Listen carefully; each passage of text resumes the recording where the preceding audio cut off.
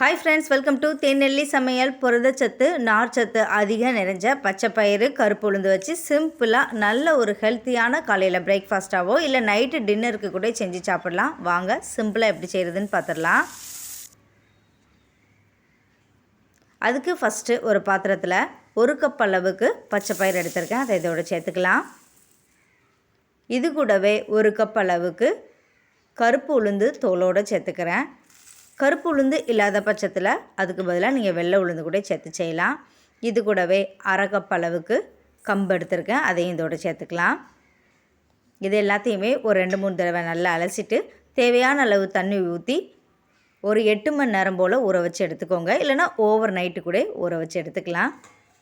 நான் over night நல்லா ஊற வச்சு எடுத்திருக்கேன். பச்சைப்பயிறு கருப்பு உளுந்து எல்லாமே நல்லா ஊறி வந்திருக்கும். நல்ல இந்த அளவுக்கு ஊறி வந்திருக்கணும். இப்போ இதில் தண்ணியெல்லாம் வடிச்சிட்டு இதை அப்படியே நம்ம மிக்ஸி ஜாரில் மாற்றி எடுத்து வச்சுக்கலாம். அதிகமாக இருந்துச்சு கிரைண்டரில் அரைக்கிறதா இருந்தாலும் அரைச்சி எடுத்துக்கலாம். இப்போ இந்த தோல்லாம் அரைப்படணும் அப்படிங்கிறதுக்காக ஃபஸ்ட்டு தண்ணி இல்லாமல் ட்ரையாக அரைச்சிட்டு கொஞ்சம் கொஞ்சமாக தண்ணி தெளித்து நல்ல இந்த பக்குவத்தில் அரைச்சி எடுத்துக்கோங்க. இது போல் இருக்கணும். இந்த அளவுக்கு அரைப்பட்டதுக்கு அப்புறமா இதை அப்படியே மாற்றி வேறு ஒரு பாத்திரத்தில் எடுத்து வச்சிடலாம். அதிகமாக இருக்கிறதுனால நான் 2 தடவையாக அரைச்சி எடுத்திருக்கேன். இதோடவே கொஞ்சம் இஞ்சி, மிளகு, சீரகம், கொஞ்சம் சோம்பு கூட சேர்த்து அரைச்சி செய்யலாம். நான் சும்மா ட்ரையாக தான் அரைச்சிருக்கேன். இது அப்படியே ஃப்ரிட்ஜில் வச்சு ஒரு 3 to 4 நாள் வரைக்குமே யூஸ் பண்ணலாம். மிச்சம் அரைச்சி வச்சுருக்க மாவையும் இதோடு சேர்த்துட்டு இப்போ மிக்ஸி ஜாரில் கொஞ்சமாக தண்ணி ஊற்றி அலசிட்டு இதோடு சேர்த்துக்கலாம். எப்போவும் ஒரே மாதிரி இட்லி தோசைன்னு செஞ்சு சாப்பிடாம நார்ச்சத்து புரதச்சத்து அதிகம் நிறைஞ்ச இந்த பச்சைப்பயிறு வச்சு சிம்பிளாக செஞ்சு சாப்பிடுங்க. டேஸ்ட்டாகவும் இருக்கும், ஹெல்த்தியாகவும் இருக்கும். இப்போ இதுக்கு தேவையான அளவு உப்பு சேர்த்து நல்லா கலந்து விட்டுக்கலாம். மாவு ரொம்ப கட்டியாகவும் இருக்கக்கூடாது, ரொம்ப தண்ணியாகவும் இருக்கக்கூடாது. இந்த பக்குவத்தில் இருக்கிற மாதிரி நல்லா கலந்து எடுத்துக்கோங்க. இப்போ இதை மூடி போட்டு மூடி குறைஞ்சது ஒரு 5 மணி நேரம் நம்ம புளிக்க வச்சு எடுத்துக்கலாம். நான் இன்றைக்கி இதை ஒரு 5 மணி நேரம் தான் புளிக்க வச்சேன். மாவு நல்லா பொங்கி வந்துட்டு நல்லா இது போல் மாவு பொங்கி வந்திருக்கும். அரிசியே இல்லாமல் நல்ல ஒரு ஹெல்த்தியாக பச்சைப்பயிறு உளுந்து மட்டுமே வச்சு சிம்பிளாக செஞ்சிடலாம்.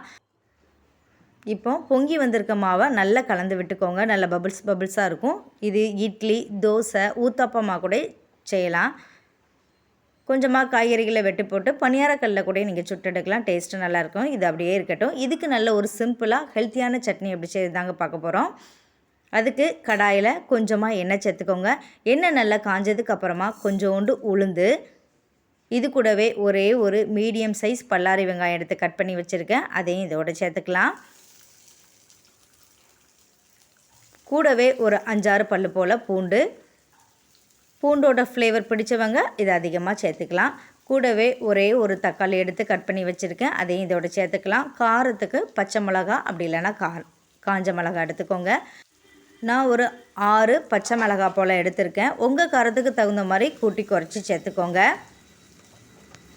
இதை அப்படியே நல்லா வதக்கி விட்டுக்கலாம். வெங்காயம் தக்காளி லைட்டாக மசிச்சு வந்தாலே போதும்.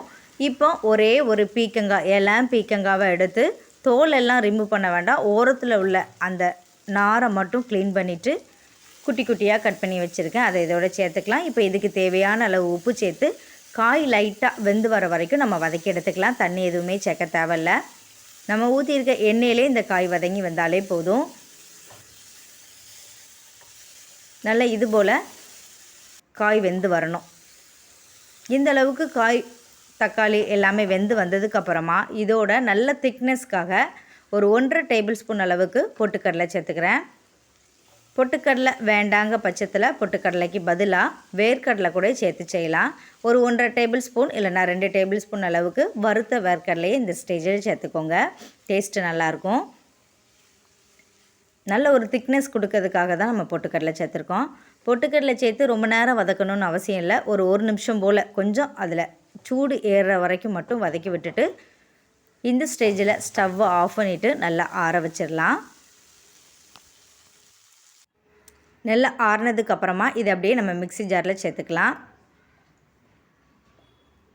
தக்காளி சேர்த்துருக்கிறதுனால புளி சேர்க்க வேண்டிய அவசியம் இல்லை. தக்காளி சேர்க்காத பட்சத்தில் ஒரு 2 கொட்டை அளவுக்கு புளி சேர்த்து நல்லா அரைச்சிக்கோங்க.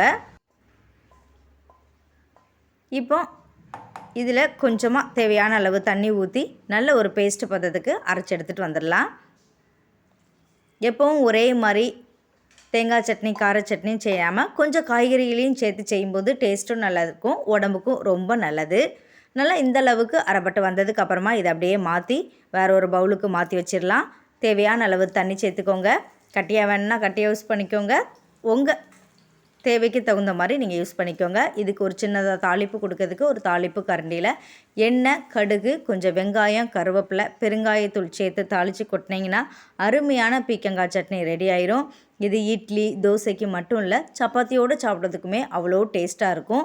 பீக்கங்காயில் நீர்ச்சத்து அதிகமாக இருக்கிறதுனால உடம்புக்கு ரொம்ப நல்லது. நல்ல இந்த பக்குவத்தில் சட்னி இருக்கணும். நார்மலாக எல்லா இட்லி தோசைக்குமே இது சூப்பராக இருக்கும், ட்ரை பண்ணி பாருங்கள். இப்போ சட்னி ரெடி ஆகிட்டு இப்போ தோசைக்கல் அடுப்பில் வச்சுட்டு கல் நல்லா சூடானதுக்கப்புறமா அதில் லைட்டாக தண்ணி தெளிச்சிட்டு நமக்கு விருப்பமான ஷேப் அண்ட் சைஸில் தோசைகளாக சுட்டு எடுத்துக்கலாம்.